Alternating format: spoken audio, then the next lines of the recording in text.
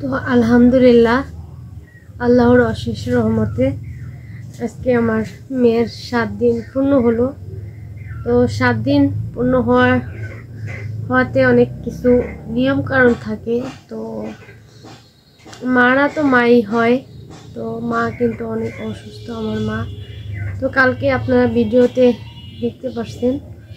তো তারপরও আজকে কিছু নিয়ম কারণ পালন করা হয়েছে। আর সবচেয়ে আজকে একটা কথা আপনাদের মাঝে শেয়ার করব।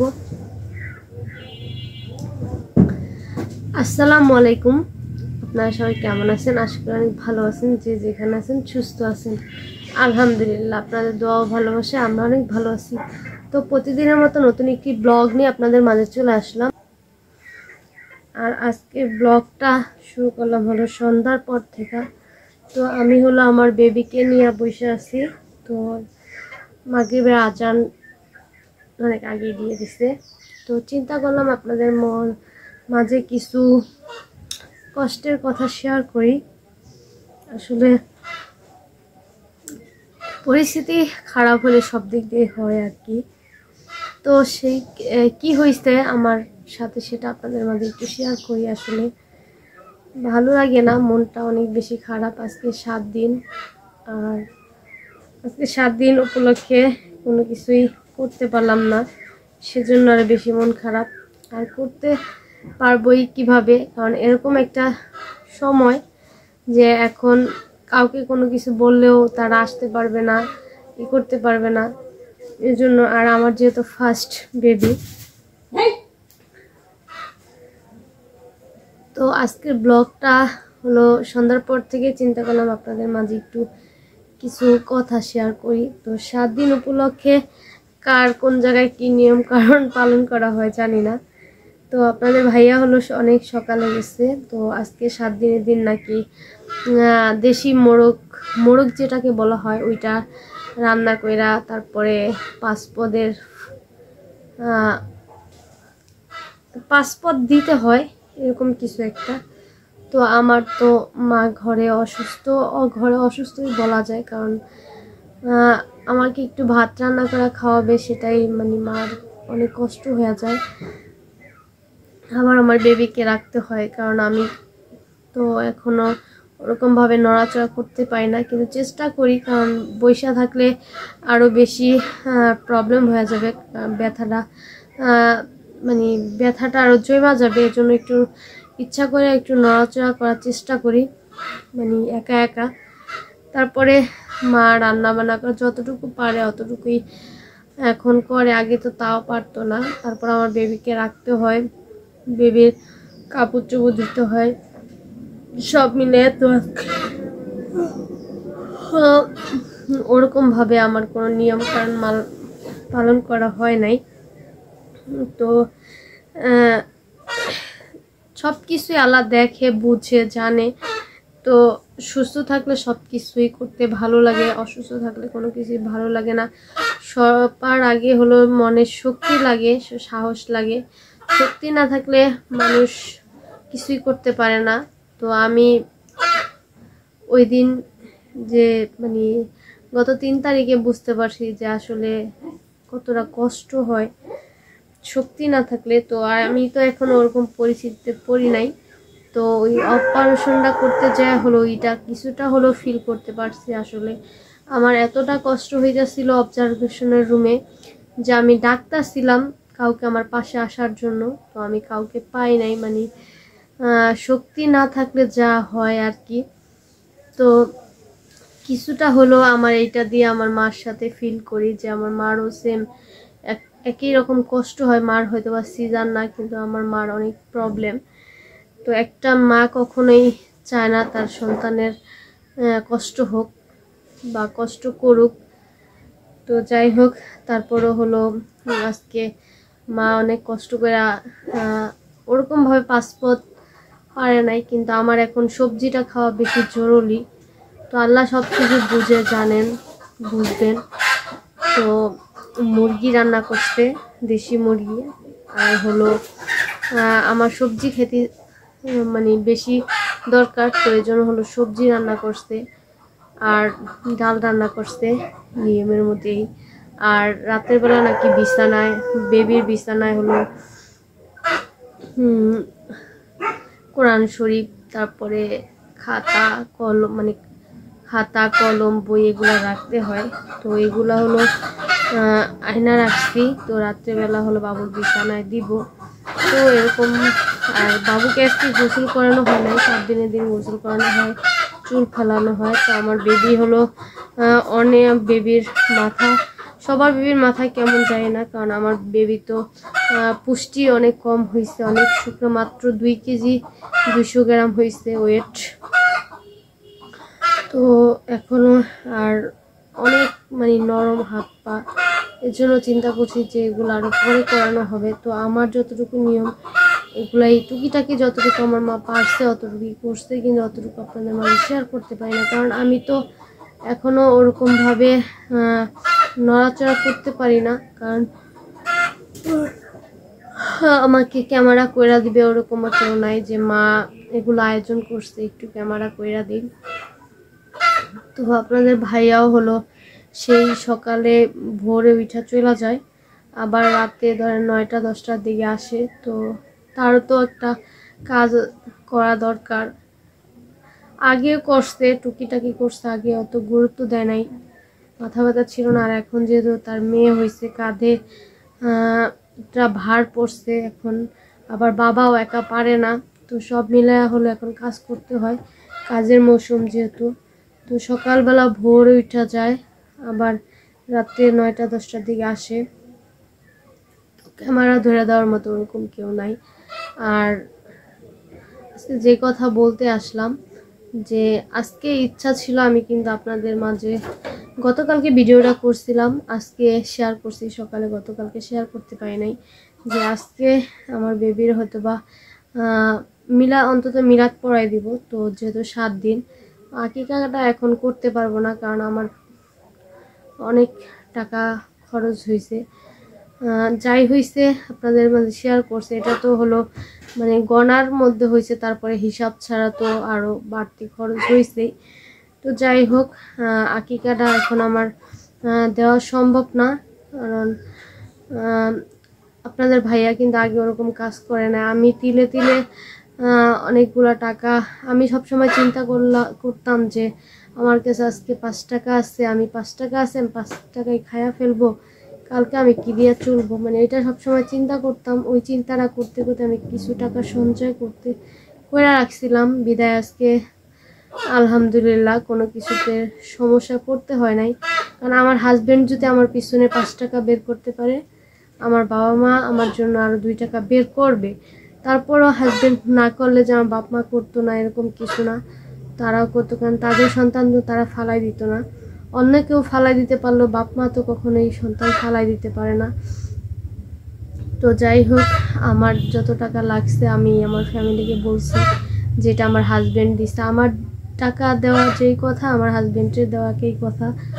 তো যত টাকা খরচ হইতে আমি আমার হাজবেন্ডের কথা বলছি, সে আমাকে দিছে আমার বেবির জন্য, মানে বেবি হওয়ার সময় যাতে লাগবে তখন খরচ করার জন্য দিছে। তো এটা আমার হাজবেন্ডের নাম করে দিছি। তারপরে ওটাতে যা হয়েছে, তারপরে হলো তাদের থেকে খরচ করছে। তো এখন হলো আকিকাটা না কইরা আমি কিভাবে বড় একটা অনুষ্ঠান করি, এজন্য চিন্তা করছিলাম যে আজকে মিলাদ পড়াই দিব। তো মিলাদ পড়াই দিব, এখন তো ডিসেম্বর মাস সবাই জানে। তো আমার ব্যাকগ্রাউন্ডে কিছু সাউন্ড হইতেছে মুরগির, কারণ আমাদের মুরগিগুলো হলো ঘরে যায় না, মানে মুরগির ঘরে যায় না, এগুলো ধইরা আটকায়া দিতে হয়। তো ওইটাই মা ধরতেছে, আমি হলো আমার বেবিকে নিয়ে বসে আছি ঘরে। মা ধরছো ওইটা? মা এই যে একটা, এই যে এই সিবির মধ্যে আটকায় রয়েছে, এটা গেল না। তো যাই হোক, ইচ্ছা ছিল মিলাদ পড়াই দিব। তো আজকে যেহেতু ডিসেম্বর মাস, তো আর এখন আপনাদের ভাইয়ারও কাজের চাপ, আর আমি কিন্তু অসুস্থ সবাই জানেন। তো আমার সিজার হয়েছে, তার 3 দিন পরে হলো আফুর সিজার করছে। তো আফুরে হলো গতকালকে বাসায় নিয়ে আসছে।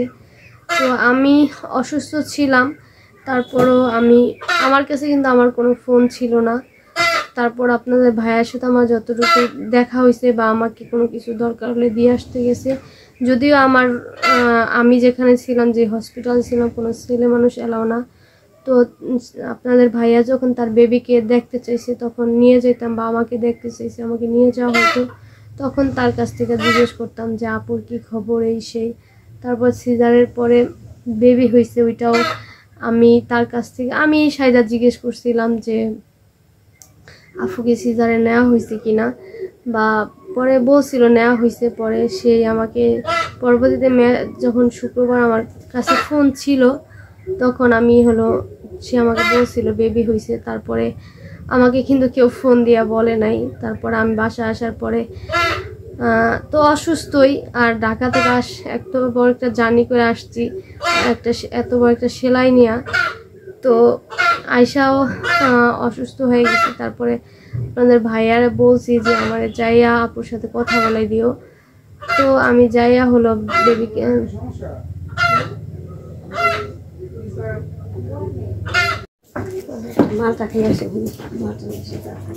তো তার জন্য হলো এবার আর 7 দিনের দিন কোনো কিছু করা হইতেছিল না, কারণ এখন আপু অসুস্থ। তো গতকালকে হলো আপুরে আনা হয়েছিল সব বাসায়। তো বিকালে হলো আমি সন্ধ্যার পরে কল দিয়ে কথা বললাম বাবুর সাথে, বাবুর সাথে কথা বলছি কি, বাবুকে দেখলাম, মার সাথে কথা বললাম, সাফায়েতের সাথে কথা বললাম, আপুর সাথে কথা বললাম। তো আপনাদের ভাইয়ারে তো বলছিলাম, এখনো আমার এই কোনো কিছু জানায় না। আর এখন তো আর মিলাদ পড়াবো, সেটা তো আর আমার শ্বশুর বাসাকে বাড়ির লোকদের নিয়েই।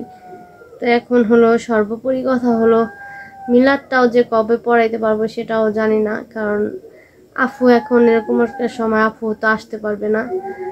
আর আমার যেহেতু একটা ননদ, তাকে রাইখা তো করাও পসিবল না। আমি মনে করি খারাপ দেখা যায়, তারপরে মিলাদটা পড়াই দেওয়া উচিত। তারপরে আমার খালামণিদের বলবো, যাদের আমি কিন্তু আহামরি অনেক বড় করে অনুষ্ঠান করবো না, জাস্ট মিলাদ পড়াই দিব।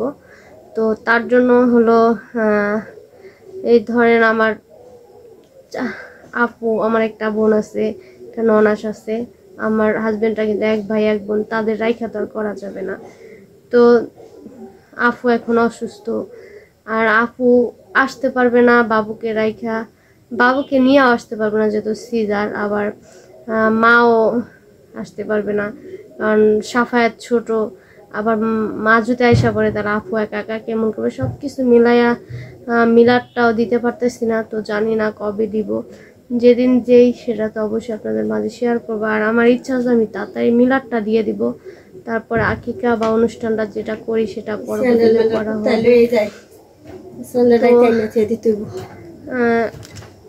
অনেকক্ষণ যাবৎ বসে আছি, অনেক কথাই বললাম আপনাদের মাঝে। আসলে মাঝে মাঝে কষ্ট লাগে অনেক কিছু নিয়ে, কিন্তু বলতে যাও আবার বলি না, ঘোরায় পেঁচায় অন্যদিকে চলে যাই। তো যাই হোক, মনের কষ্ট মনেই থাকুক, সবাই ভালো থাকুক এটা দোয়া করি। আর আমার মেয়ের জন্য সবাই দোয়া করবেন। আর সবার কাছ থেকে আর কিছু চাই না, জাস্ট একটু দোয়া করবেন সবাই, দোয়াটাই অনেক কিছু।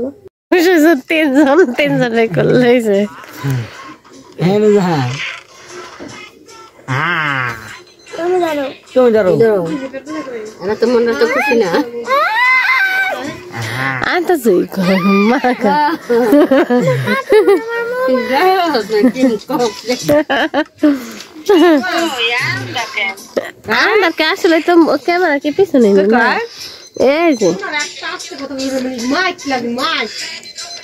তো কি করছ বোঝো না তোমরা।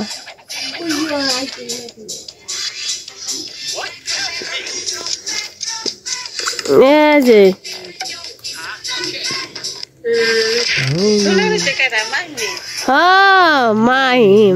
মাহিমার দুই না মামার লাগে মাই বয়ে রয়েছে।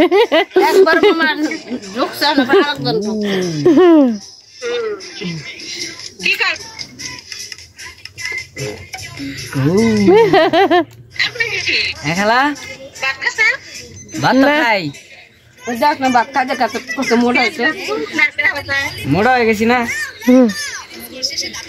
হ্যাঁ দিনের ভিতরে ভাত খাইব না একবেলা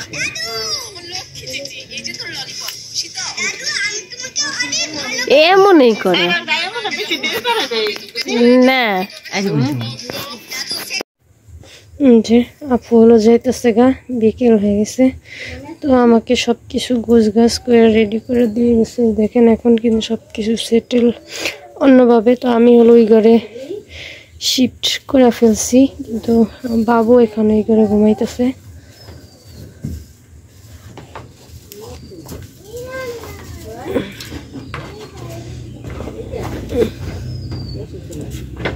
গ্যাস নাই রে,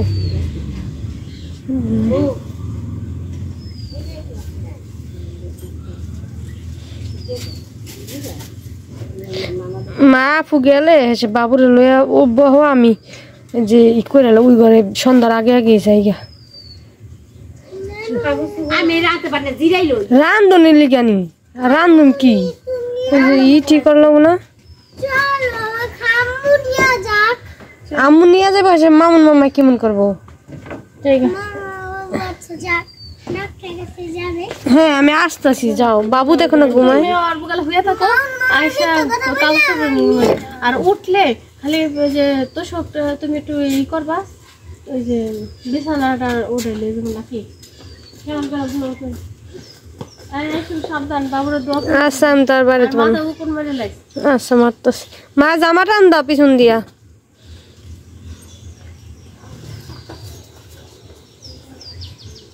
সাবধান যা যা, ফোন দিও।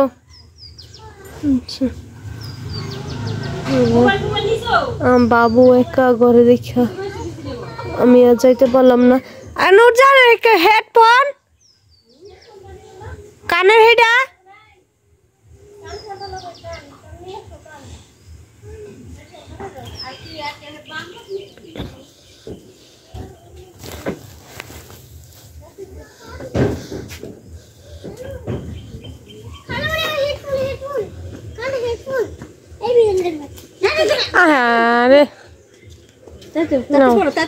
আবার আই সম্মু।